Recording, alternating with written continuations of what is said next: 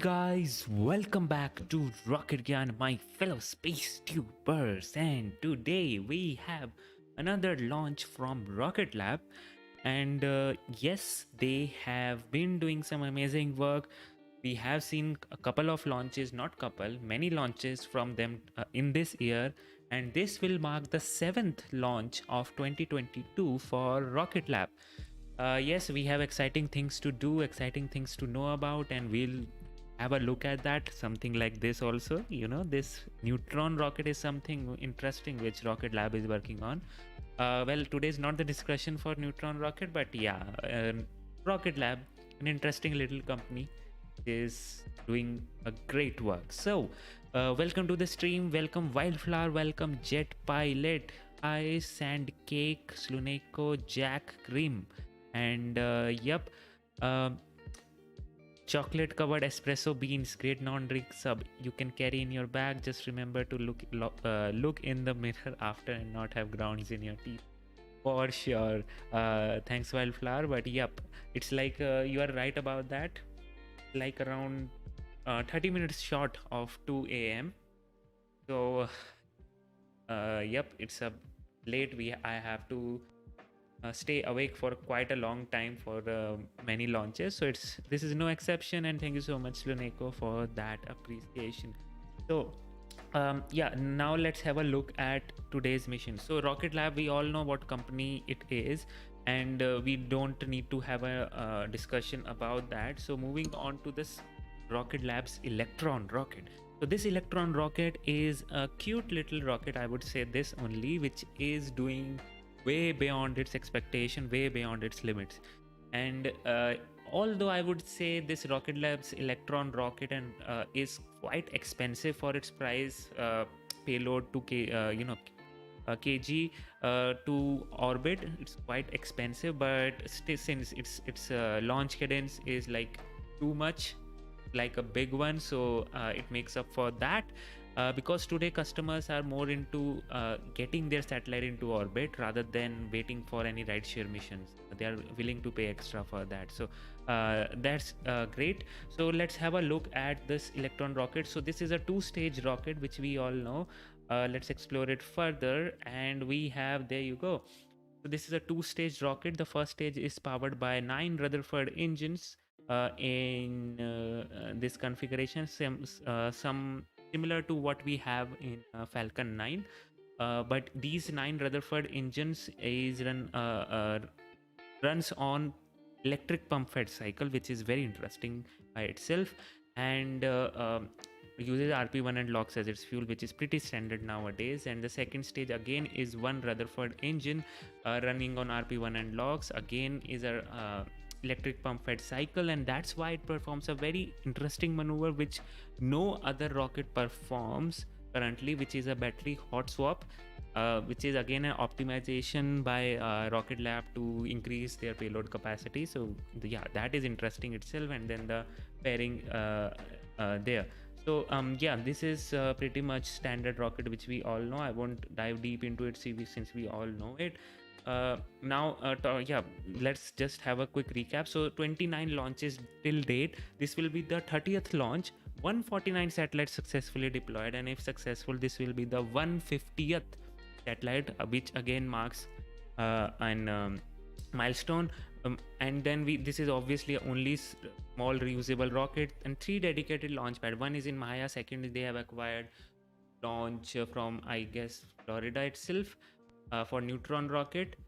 I'm not so sure about the launch pads. I'll have to get back to it, but yes, yeah, there are 3 launch pads for it. Now talking about the overview of this rocket, 18-meter height, not a big rocket, only 300. See, that's why this is the problem. 300 kilograms to low Earth orbit. It was supposed to carry more before they had this reusability, but 300 kilograms to low Earth orbit, not sun synchronous, low Earth orbit for $7 million is too much. But again, it's all launch cadence. It's all comes down to launch cadence, and they are doing an amazing job in that. They have kick stage, we all know. The first stage, 9 Rutherford engine, liftoff thrust 190 kilonewtons, peak thrust 224. ISP is not so much um, different from the first and second stage, 343 and 311, because they almost use almost the same engine for the second stage itself, but it's a vacuum optimized, so a bit more seconds you get there. And then we have total thrust of 25 kilonewtons. Yes, it is reusable. They are working on the reusability tech, and the sole purpose is to increase the launch cadence even further. So yeah, there's that. Now let's have a look at the payload itself. So we have this Synspective payload. Oopsie doopsie doopsie. Wow, I did not change it. Wow. Okay. It's all right, I guess. Yeah, I talked about that over the rocket itself, so it's all good. So this Synspective payload. So Synspective is a Japanese Earth imaging company that is growing its synthetic aperture radar constellation, SAR constellation. The main objective of the company is to have its constellation deliver imagery that can detect millimeter level changes to the Earth's surface and does not depend on any weather conditions. They have plans to have around 30 satellites, SAR satellites, by 2026. And once the constellation is fully built out, it will help in infrastructure monitoring, construction, urban development, disaster response, and other general monitoring which we have. So how are they gonna do that? So they have this cool plan.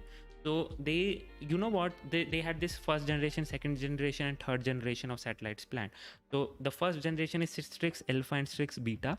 The second is again Strix alpha beta plus Strix 1 to 4, and then the third generation, which will have like 30 satellites deployed, which is the actual one. So this Strix alpha and Strix beta was launched already on Rocket Lab's Electron rocket previously, and now they are working to launch this Strix 1 satellite.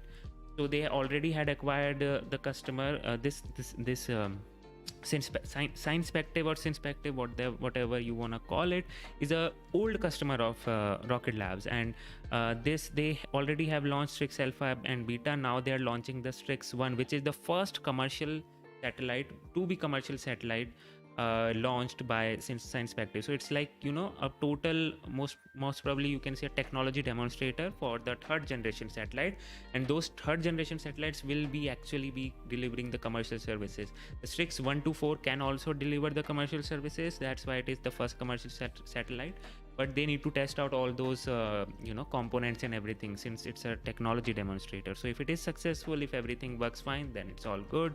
They can work for that. Otherwise they need to make some changes, and third generation will come into play. So now how does it work? So this is the SAR payload. As you know, the synthetic aperture radar has its own properties, that it does not depend on any weather condition, and here it is shown by that. Cloudy day, rainy day, night, no matter what the conditions are, it can image the swath which is going through from on the Earth, and it works at like it throws a microwave through the Earth, and then it reflects back from the Earth's surface, and then that satellite takes it, reads it, and we have the image. So if you think about this image, right? So let's just have a look. Imagine that. What do you think this image is? This is, you must be thinking like a proper colorful image. That's not the case. And also, when you have a data which is coming from the satellite to the Earth, what do you think is coming? A image or something else? Let me just break the bubble for you. Well, the image itself does not come. The stream of numbers actually come from the satellite. That's the data which comes from the satellite, the stream of numbers. And those numbers, when passed through a software, processing software, visualizes it and makes a proper image for us to see. We'll have a look at that also, but yeah, this is fun little interesting fact which you must know. Now moving on to the next thing, which is the Strix-1 satellite. So this is the Strix-1 satellite, which is going to the space, and this has a mass of around 100 kilograms, resolution of 1 to 3 meter, and a swath width of more than 10 to 30 kilometers. So that is great. And this will have a 5-meter SAR antenna that is stored during the launch. It will be uh, uh, deployed once we have that, and there are obviously the solar cells which will be deployed again. So uh, this compared to the previous satellites, those were the prototypes 6 alpha and beta. These are the satellites which are mostly developed in accordance to the industry standards, which means the industrial manner, so that they can mass produce it. So yeah, this is that. And now let's have a look at one interesting photo which the Strix beta satellite, I'm supposed, took this. So this is the satellite, the SAR image. So this is how the SAR image looks like. This is the SAR image of the Strix beta satellite, and what it has imaged is, if you can have a look at, this is the Maya Peninsula launch site, and the Rocket Lab's Electron rocket is sitting onto it. So it has technically imaged the Strix-1 satellite on the pad. So this is a very cool image, and this is how the SAR actually looks like. So it's pretty fun, right? And it looks amazing. So yeah, there's that. The stream of numbers when passed through a software produces this image. Okay, now moving on to the next things, which should summarize this mission. So this is totally actually going to 563 kilometer sun synchronous orbit, which is 97 degrees. So there's that. It's a 14-day launch window, only one satellite going. The Synspective is the customer, and the mission name is The Owl Spreads Its Wings. So you as you know, Rocket Lab has its own amazing naming convention which they follow, and this mission is no exception. And yes, if you are watching this in person, maybe if you are there, so this is the location which you can follow. These are the the Buckspit Road. Here the LC1 launch viewing area is there, and you can have a look at the rocket. So this is the mission profile, pretty standard. Liftoff, max Q, stage 1 separation, the stage 2 ignition, then the fairing separates, then the orbit is reached. But before that, second engine cut off will happen. Stage 2 separation from kick stage. The kick stage will coming, the Curie engine ignition will happen, and then the Strix-1 payload will deploy. So there is one kick stage which we have to basically, since what happens is it has a particular 100 kilograms is the payload weight, so it can have like 100 kilogram extra also, which is done by the Curie kick stage, and it provides an extra delta V for it to reach the orbit. So there's that. When we have already talked about the rocket, and yep, that is pretty much about it. All right, so let me see if we have the live stream. Yep, you have it. Let me go to that.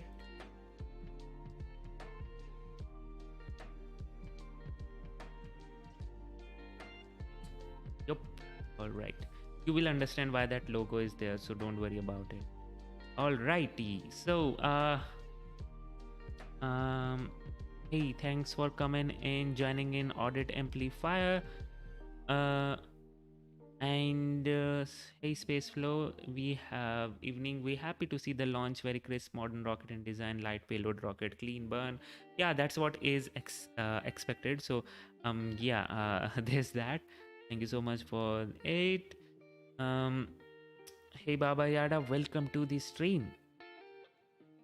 Kevin Schmitty, jet pilot, welcome. Are we reusing the first stage? No, that's a very good question. So let me just tell you that there is no reusability planned for this mission. Mostly when a reusable rocket, always when a reusable rocket is flown from Rocket Lab, there is one red stripe or red something on the rocket. And if you don't find that, that means it is flying a pretty standard rocket. So today we don't have a rocket which is reusable. We have a pretty standard rocket. So guys, if you are coming in and YT account close in the name lol. YT Scott Parnap. Yeah, I suppose the first amendment auditors. All right. Okay. So yep, I recall that, Scott. I know about you. And yeah, what was I saying? Yes, guys, if you are just joining in, tuning in, let me just tell you, we have already completed the mission. Everything you need to know about this mission. So if you want to know about it, just rewind this stream a bit and you should be having that. Also, if you want to support me, please do that by becoming a member of this channel. It really helps. Or a Patreon. Those are the, you know, the blood of this channel, the oxygen of this channel, keeps this channel alive. Thank you so much all the members, especially Google account and null unit, for sponsoring this stream. And yes, so if you like my work, please do have it. We have some streams from all over the world, Chinese, Indian, whatever you want to know. So today Rocket Lab is launching their 30th launch, and 30th launch overall, 7th launch of 2022, and 150th, if successful, 150th satellite to be launched today. So quite a bit of milestones will be achieved today. And yep, still we are T minus 22 minutes from the launch. Right now things are looking good. Weather is holding up. Let me just have a look at the official account itself and tell you the latest update. So right,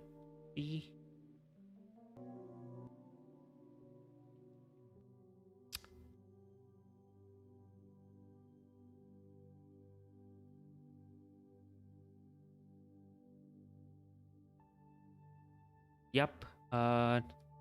Yeah, everything is looking good. Weather conditions are mainly fine, with light winds expected to remain within launch limits through to T0. Liftoff currently targeted at 2038 UTC, and weather is 80% go for the launch. So I don't think so there will be a concern for the weather. And let me tell you, yep, this Rocket Labs Electron is pretty strong and flexible. It has this unique maneuver which it performs. It's very slick, flexible, and can survive harsh winds also. So so there's that.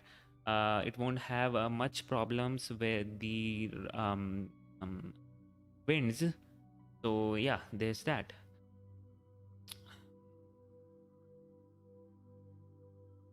So Rocket Labs broadcast actually starts at around T minus 20 minutes. So won't be much in when they start their webcast. So we'll have to wait and have a look at that.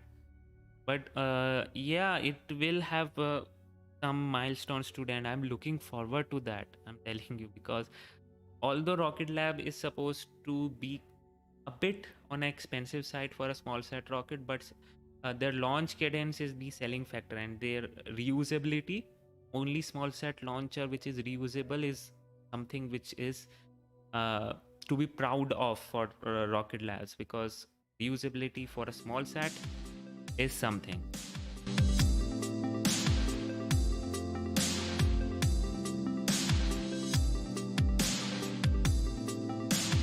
Beautiful launch site.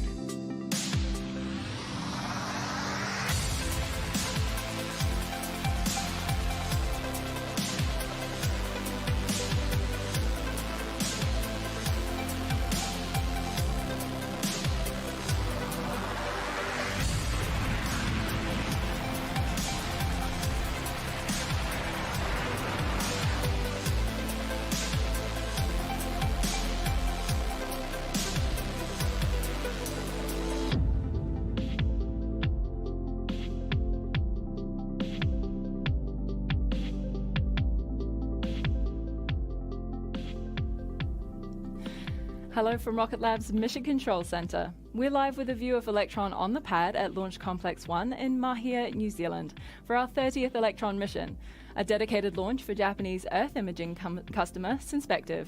My name is Felicity Powell, and I'm so glad you could join us for this landmark mission today. T0 is currently set for 0838 local time, and as this will be an instantaneous launch window, we have just one chance to fly per day.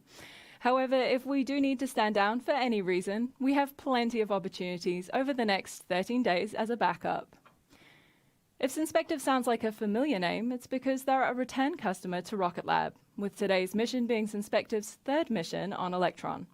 We first launched for Synspective at the end of 2020 with the Owl's Night Begins, our 17th mission, a dedicated Electron launch of Synspective's cutting-edge Earth observation satellite, Strix-Alpha.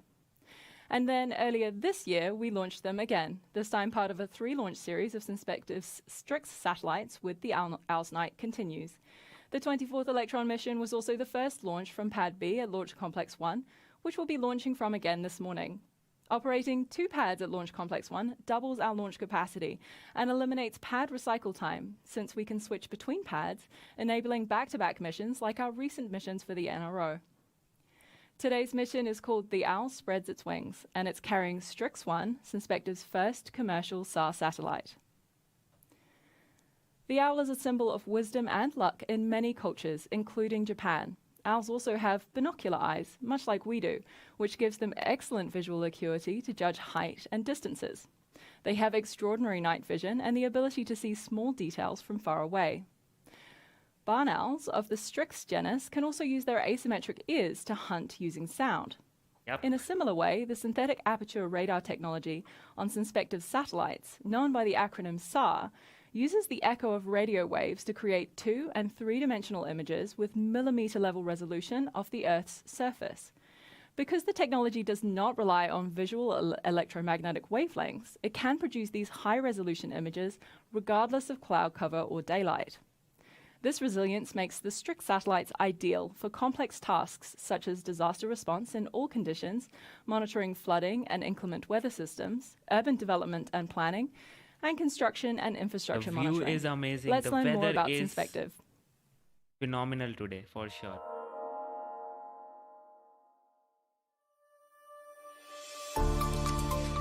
Okay, I can't play this sound, but you can have a look at that.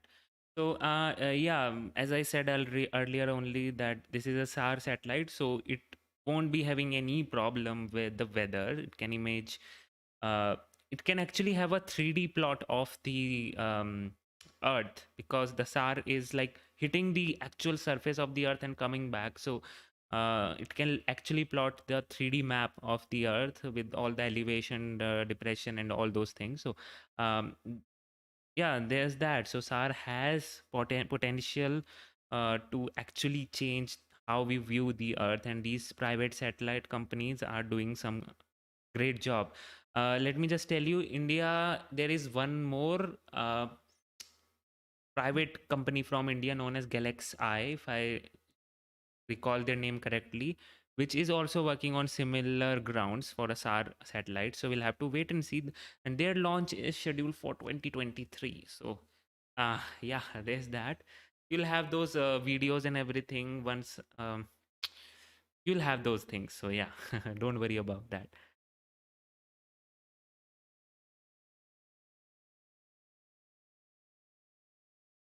That's yeah, you can say that, but here actually you get to have the elevation, how much the ground is lifted up from a particular point. You actually get everything in SAR. Minimal details like the resolution 1 meter, 2 meter. So 1 meter, 2 meter is the resolution of the satellite. So that's the amount of accuracy which you can get with the elevations and everything. So yeah, there's one thing which you can have.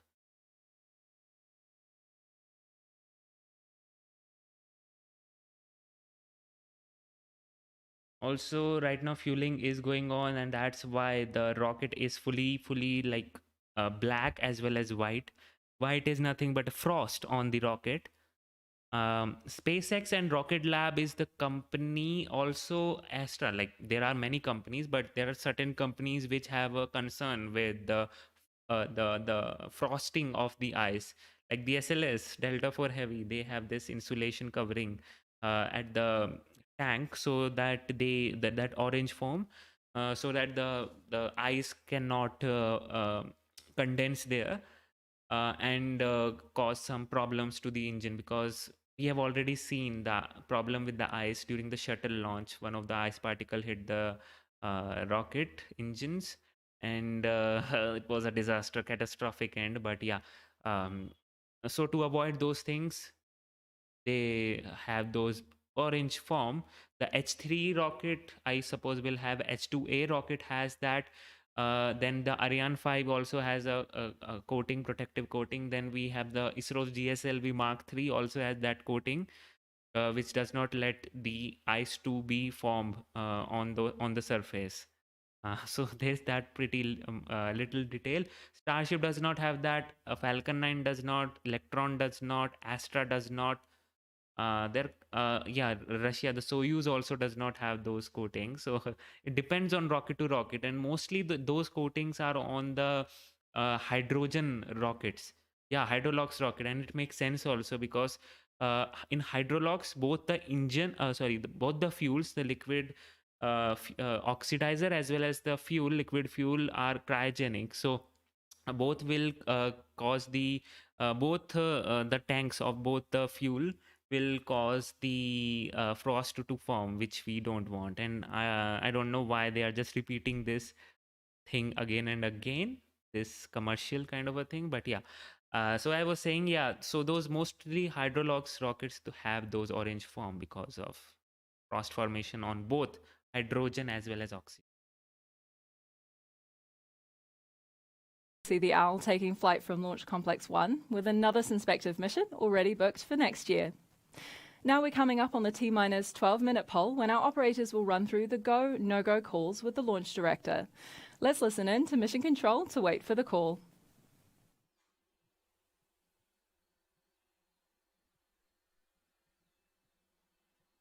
So the go no go poll is in progress right now. Wildflower says, wouldn't the black coating help slow or lower down the total condensation? Uh, See, the thing is, it will be able to. It's a good radiator of the heat as well as. In all stations, proceeding with the go no go sequence. Stage. Stages go. Avionics. Avionics is go. GNC. GNC's go. Econ. Econ is go. T1. T1 is go. GC. GC is go. PLS. PLS is go. RSO. RSO is go. MET. Met is go. MM. MM is go. LD sup. LD sub is go.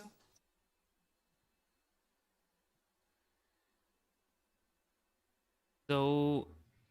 Okay, that is the go no go sequence complete. We are T-minus 11 you minutes go, guys. and 16 seconds and counting. We are go for the launch. T-minus 11 minutes and counting. Everything is looking good. The range is green. Weather looks awesome today.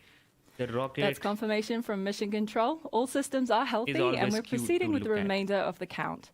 T0 is still targeted for 0838 New Zealand local time. It's currently 8:27 local time and we are 10 minutes away from liftoff from Launch Complex 1. Now, Launch Complex 1 was the world's first and is still the only private orbital launch complex. Established in 2016, we have now launched 29 times from this location, soon to be 30 with today's mission. We also have our second orbital launch complex on Wallops Island in Virginia, which is slated to launch its first Electron flight in December this year. We're excited to be debuting Launch Complex 2 and can't wait to share more about our plans at Wallops, with our new neutron production facility and launch pad being established on the island as well. Here's our VP of Launch, Sean DeMello, with more on LC1. Launch Complex 1 is like no other launch site in the world. We literally started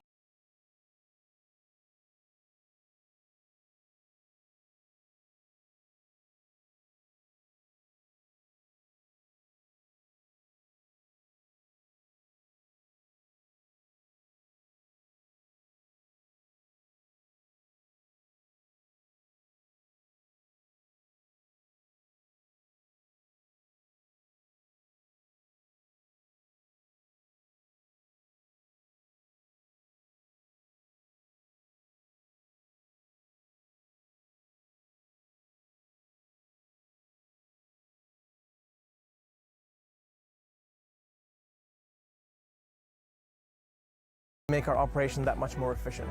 We use the same integration facility, the same rocket runway, with our final infrastructure all placed in a concrete pad no more bigger than a tennis court.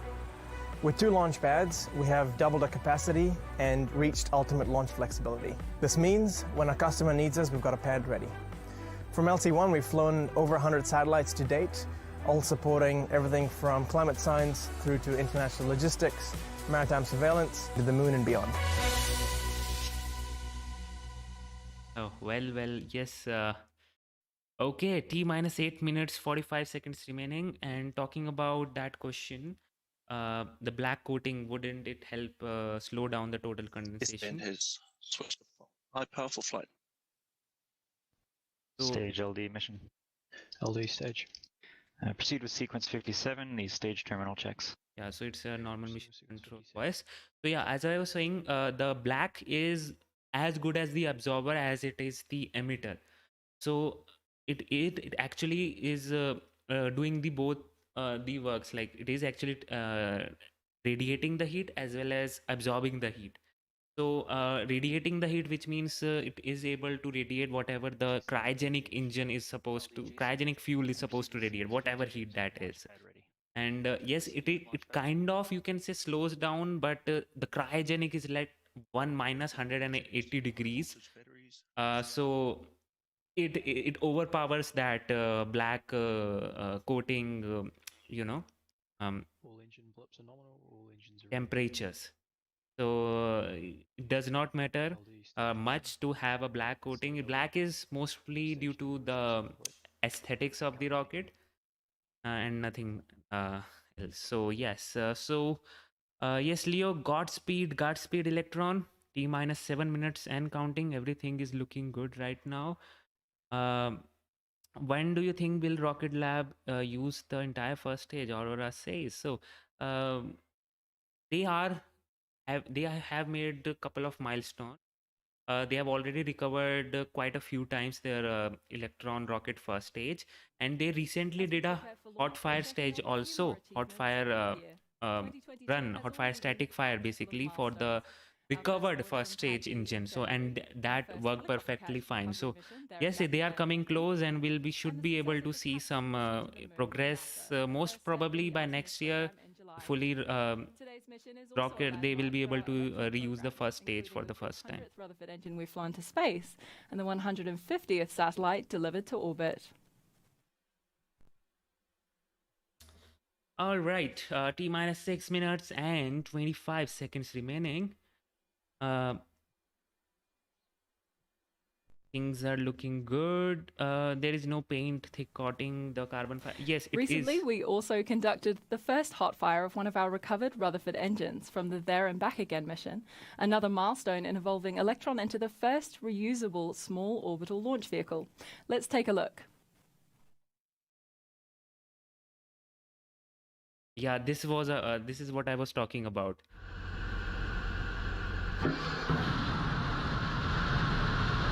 Wow.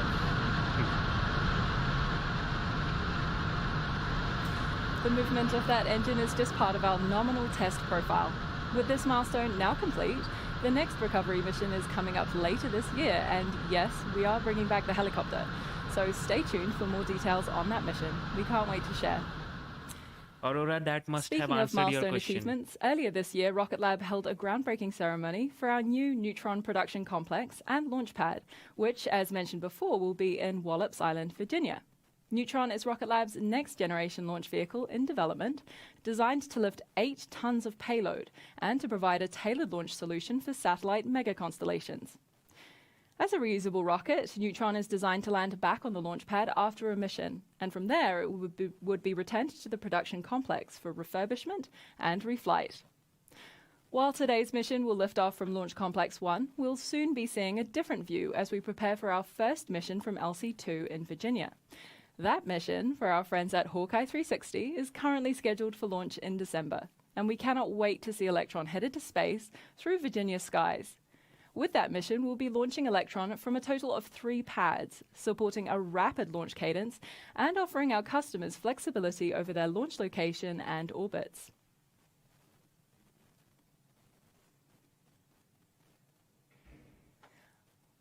We are now moving towards the final stages of liftoff with T-minus 4 minutes remaining on the clock. At T-minus 2 minutes, Electron moves into terminal count, and the rocket's flight computers take over the countdown.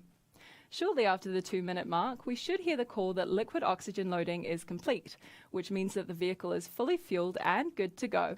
The next gate after that is the signal that the first and second stages are pressurized for launch. And finally, we await the 10-second countdown to liftoff with our launch director, Joseph Carpico.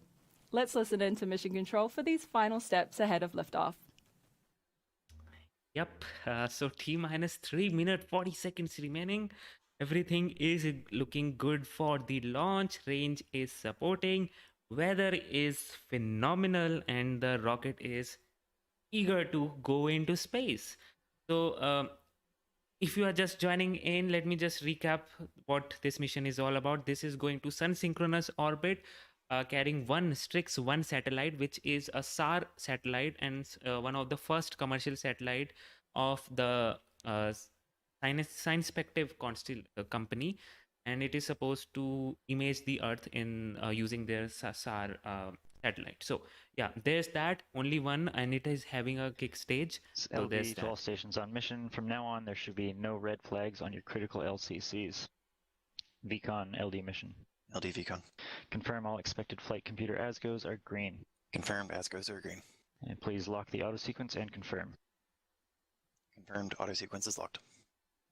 Okay, we're go for auto sequence start at T-minus 2 minutes. LD is go for launch. LD Shadow, is confirm. go for the launch. And guys, hit that like button right now, and let it be the good luck for wishes for this rocket.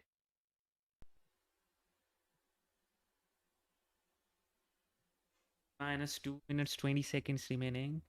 Now we can see the you know, those white fumes coming out of the bottom of the rocket, which means it is going through the engine. The cryogenic fuel is going through the engine. Engine chill is going on right now, which is awesome. Launch is go. Vehicle is switched to internal power. Internal count. The vehicle is in internal All count. ground power disabled. Vehicle is fully on internal power. Terminal count. We are inside the terminal count AFT now. is green and enabled for flight. Okay, it is happening, guys. T-minus 1 minute 40 seconds remaining. And yes, now the venting has stopped. They have completely topped off the rocket. Complete. Lock system in recirculation. There you go. LOX load is complete.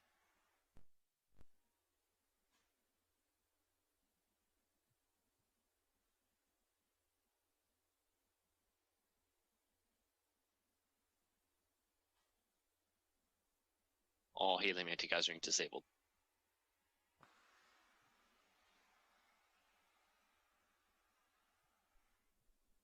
T-minus 60 seconds remaining. We are go for the launch. It's happening, guys. It's happening. Okay. T-minus 50 seconds. Stage 1 and Stage 2 tanks suppressed.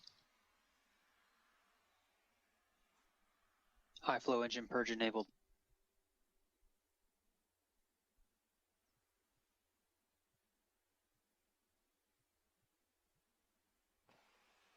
T-minus 30 seconds. It's finally happening. All right.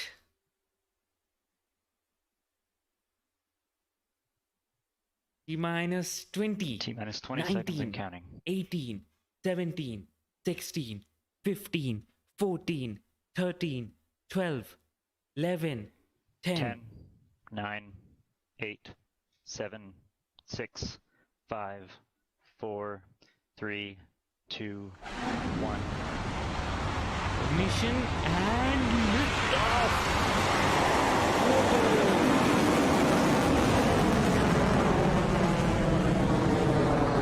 Look at that little guy go. This always gets me. This just never gets old. Whoa, look at that.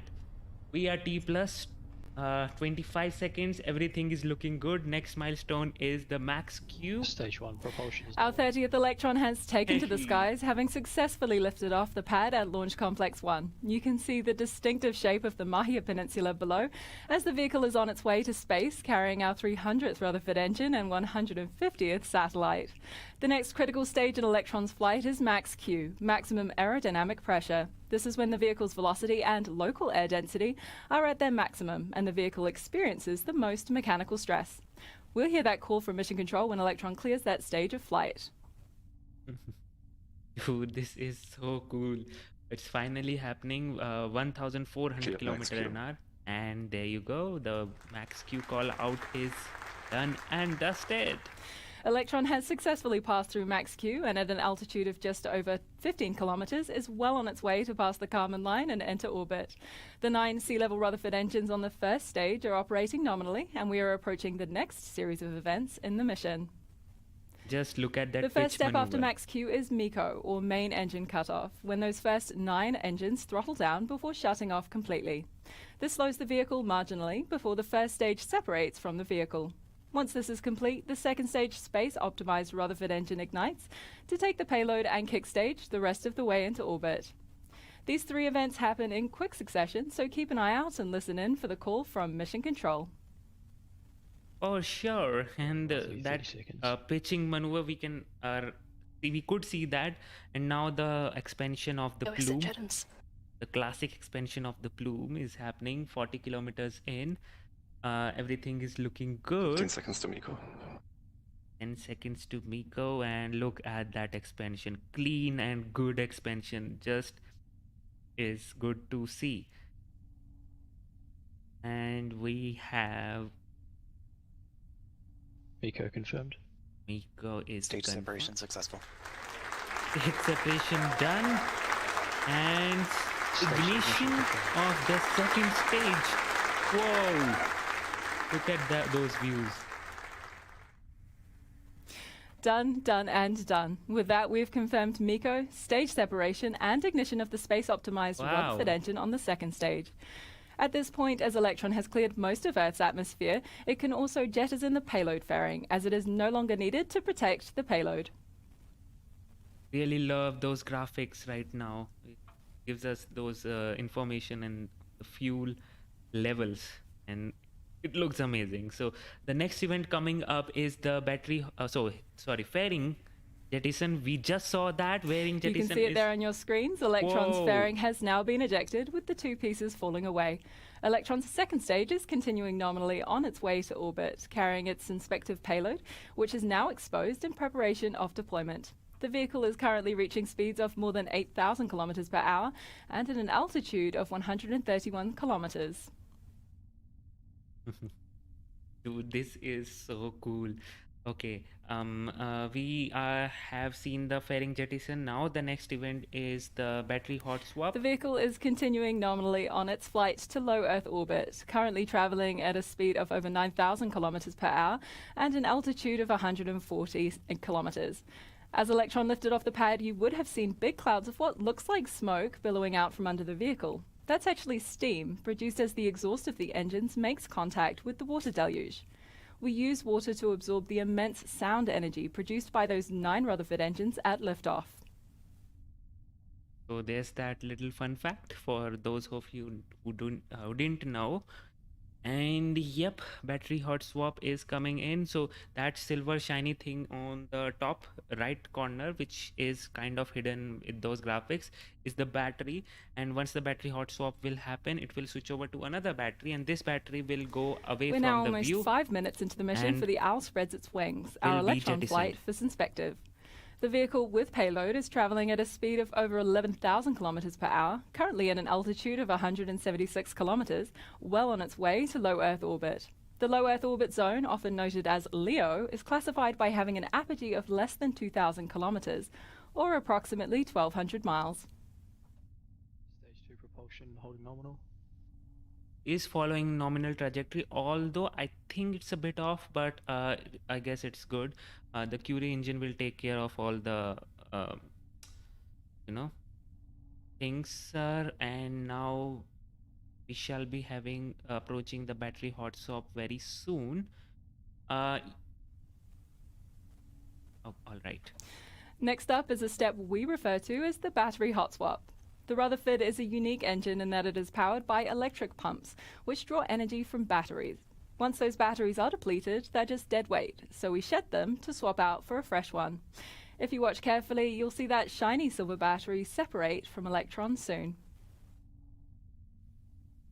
Well, those HVP spots battery are discharge unique. holding nominal, approaching hot swap in roughly 30 seconds. Maybe just a Throttling down. camera thingy.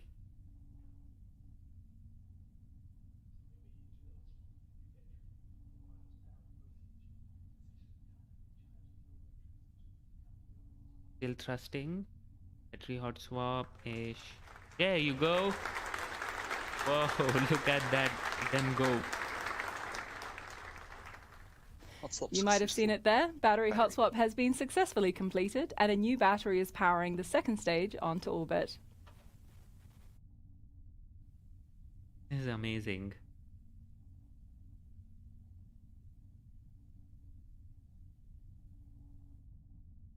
Yep, it is kind of following the trajectory, but Our 30th bit Electron off. vehicle is in the air and on its way to space, continuing our mission to make space accessible for all. We're also on a mission to make the space industry accessible to all, with more opportunities and pathways into careers with Rocket Lab than ever before. It's never too late to reconsider an old dream or a new aspiration and reach for the stars with us. Check out the careers page on our website, or if you're not quite ready for recruitment, our education programs will help get you there. Go to rocketlabusa.com to find out more. sure. HVP battery discharge holding nominal. Yep, looks like it's an. But the kick stage which they have is there for all those shortcomings. So no matter how the trajectory looks like right now, Electron is currently at an altitude of 206 Curie engine kilometers, should be traveling able at to a solve speed of that. over 19,000 kilometers per hour on its way to space. While this particular mission is not a recovery mission, our recovery program is progressing at speed, with the first test of a recovered Rutherford engine just 2 weeks ago, and it was a roaring success. We're looking forward to the next 30-minute missions and beyond, perhaps even flying fully reusable hardware to improve sustainability and value for our customers. okay, so I guess we are approaching. See, the sand cake. The thing is, the trajectory might be a bit off, like 1 to 2 kilometers, but it comes in those. The next major range. milestone we're approaching is second engine cutoff, or SECO. Just like MECO, our space-optimized Rutherford engine on the second stage will throttle down ahead of separation from the kick stage, which takes the payload to exactly where it needs to go. Yep, I'm not jinxing Guidance it. system terminal, 27 Andy, seconds Andy. remaining. Oh, nickname. Right, T plus 9 minutes.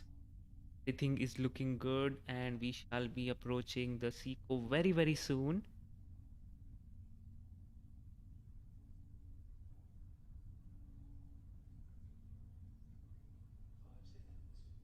And we have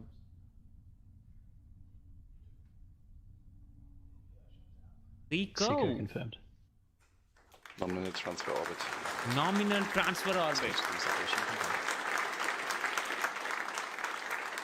That's what we like to hear. You may have heard the call there. The vacuum-optimized Rutherford engine has throttled down, and the kick stage has cleanly separated from the second stage. From here, the small but mighty Curie engine will take the payload to its exact destination in space. For the next 50 minutes or so, the kick stage will enter a coast phase until it reaches the apogee of its elliptical orbit, the furthest distance away from Earth.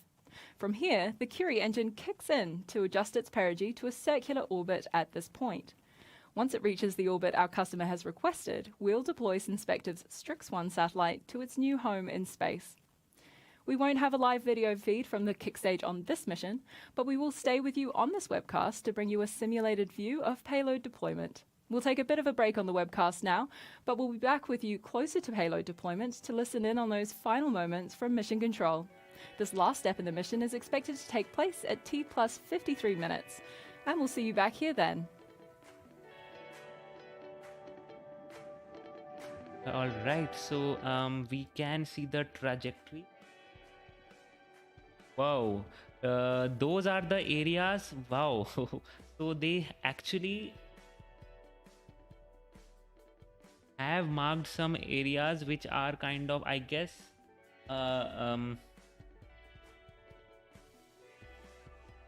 wait a sec. I thought those are the FTS areas, like, you know, but I don't think so. It is that, or I think those are just the ground station, those red circles on the map. I may be wrong, but if anyone knows, because this is one thing which we haven't seen in other broadcasts. We are seeing it now, not so sure what that is. Nope, those are not ground stations, because we can see one red line going in that direction also, in the North Pole.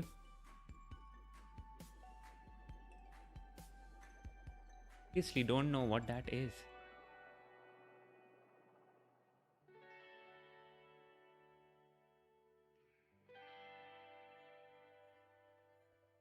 Yep, the many circles wildflower.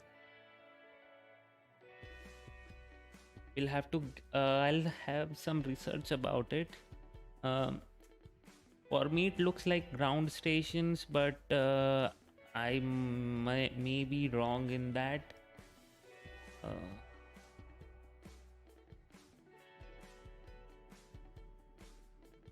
Yes, wildflower, but look at that one, you know, a red line going in the North Pole. How can you justify that?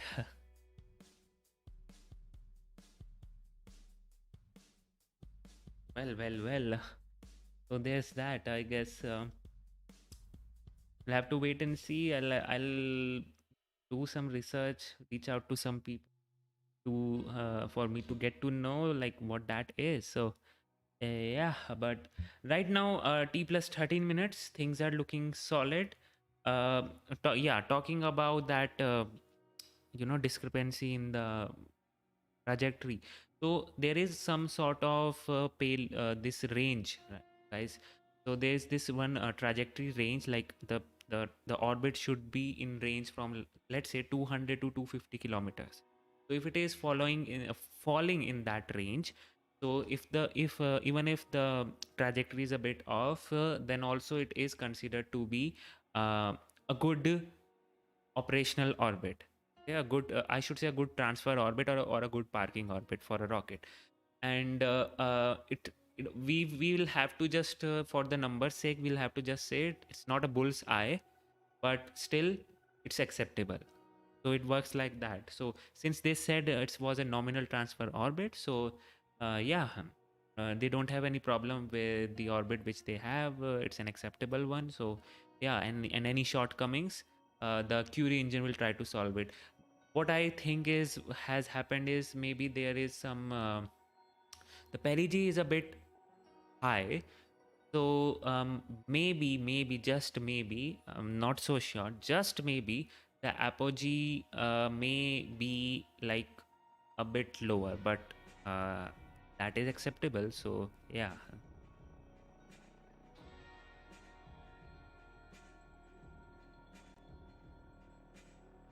Yes, exactly, wildflower. I first thought that those might just be some areas where they drop their stages, or the FTS areas. Like if something happens, those are the areas which they can have their rocket to blast off.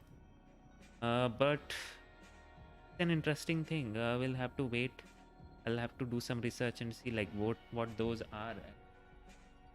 But right now you can see the trajectory, it's over the South Pole, and since it went to the Sun synchronous orbit, which is mostly a polar orbit of 97 degrees inclination.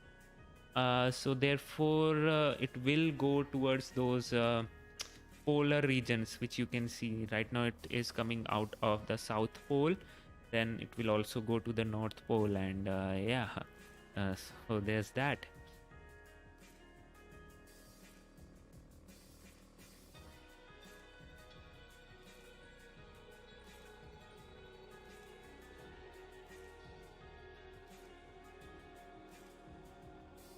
All right, guys, listen to these tunes. And also one more thing is that they they never, I should say, they never show their Curie engine or their kick stage, the live views of those, because I think there is some secrecy in that. They don't want to really reveal any part of it, because we haven't we just saw, like, had a look at the one photon stage, just one, as a part of commercial, just one shot of that. But other than that, we don't get to see those images of the upper stage, the kick stage, or the video coming out of it. I'm pretty sure there is a video which is coming out of it, but they don't show it for some reason. So there's that. So that is the reason why they will be showing the animation when the actual thing will be deployed, and not the video of that thing being deployed. So there is one side note which you might find interesting. And yeah, now just enjoy some tunes, and I'll be back when we'll have some deployment. And till then, I'll try to figure out what those red lines are. So if I can, I'll surely discuss with you.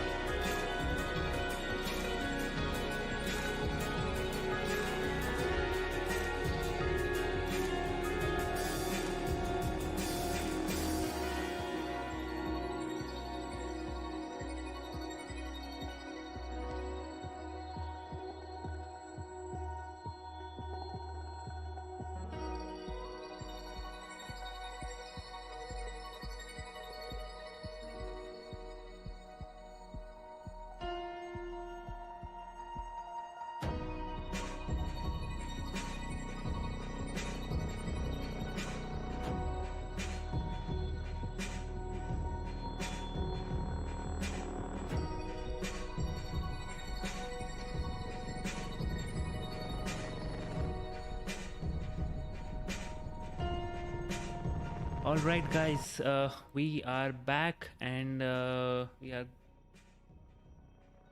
So Curie burn has started and must be completed soon. At t plus 53 minutes, the satellite will deploy. And yes, I have done some research regarding those red circles. Seems like those are the ground station ranges. So we were indeed correct, but still I can't understand those that sinusoidal line in the North Pole. Otherwise, yes, those are ground station ranges.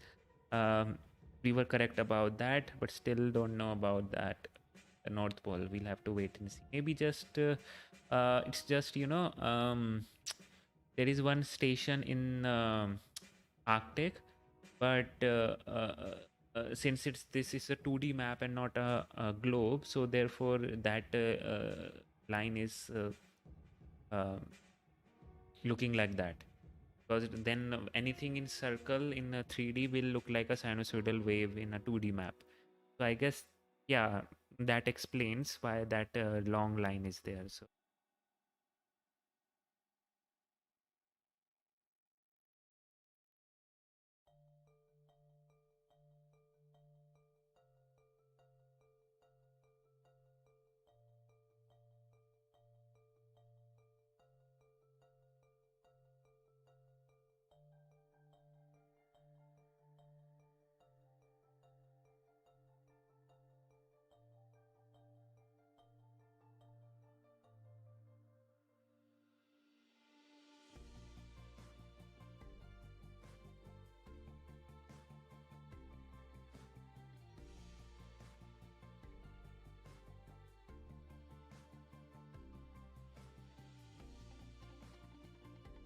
yep, I'm correct about that also.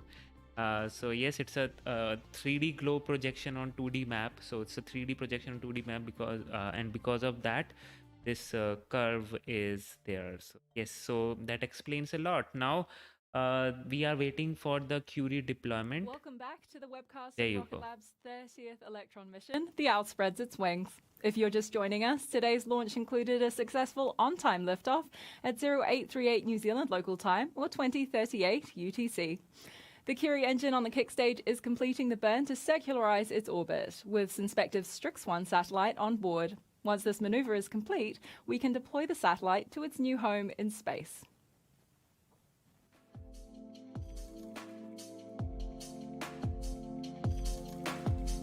All right, so we should be seeing the deployment now. This is the Curie stage. Yes, we do see the animations, but not the actual stage. So waiting for the deployment to happen. There you go. There it goes. Synspective's Strix-1 satellite has been successfully deployed. Welcome to space once again, Synspective. Congratulations and thank you for flying with us. To those watching at home, thanks for joining us for this landmark Electron mission as we flew our 30th Electron, 300th Rutherford engine, and 150th satellite to space. We're excited to share more of these milestones and successes with you, so stay in the loop by following our social media accounts on Twitter, LinkedIn, and Instagram. You can find more information about our end-to-end global space systems company, including careers, internships, education programs, and of course our completed missions by going to rocketlabusa.com. Thank you so much at home or wherever in the galaxy you are for joining us today. This is Mission Control, signing off. Okay, so there we have the view at the launch site. People are already there. And yes, that concludes the live coverage of the Rocket Lab's Electron rocket, and it was amazing to see such a cute little rocket doing wonders in space. Exactly, that is the word for it. And yes, so we had an amazing liftoff. Everything went as per the plan. Beautiful onboard cameras, and yes, someone said in the comments that it can't beat the number one prize for the launch site should be given to the Mahia Peninsula Rocket Labs Electron, and yes, indeed it is. So I think that should be it for me also, and I'll be coming in live again with I guess. What do we have? So we have a launch in 4 hours from now, but that's a Starlink one, so I won't be covering that. Oh yeah, the Firefly Alpha is supposed to launch on 19th of September. So um on Monday that is. So and okay, so um it's the afternoon launch time for me. Well. Have to wait and see if I can cover that, but the afternoon launch time for me, so it would be night time for you guys in US. Well, something is good for me at least. All right. So after that, the Progress spacecraft launch is there to International Space Station, and yes, Delta 4 Heavy. I guess that is, I think, the last launch of Delta 4 Heavy, or the second last. I'm not so sure, but 8 days from now, second last or last, I'll confirm and tell you. But yes, in 2022, I guess it was supposed to launch its final um rocket. Delta 4 Heavy, the beast is coming to end. Yes, the life of the beast is coming to an end. Yes, and then the Artemis is there, which we'll have to wait and see. Okay, so I guess that should be it for today, guys. Thank you so much for tuning in, and you should be getting the part 2 of the Human Spaceflight Expo, which I went. uh, I'm extremely sorry for the delay. It has been a long delay since part 1 and part 2. Most probably by tomorrow or day after tomorrow, I should be able to upload it.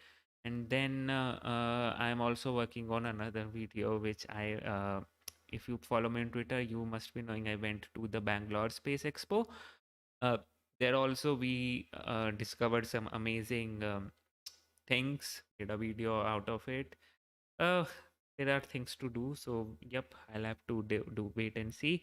But yeah, that should be it. Thank you so much, guys, for tuning in. It was a really good experience. Uh, you were a great audience, and thank you so much for tuning in. So until then, this is Priyan Shiroila. You just saw Rocket Gyan. Stay safe, stay healthy, and bye bye.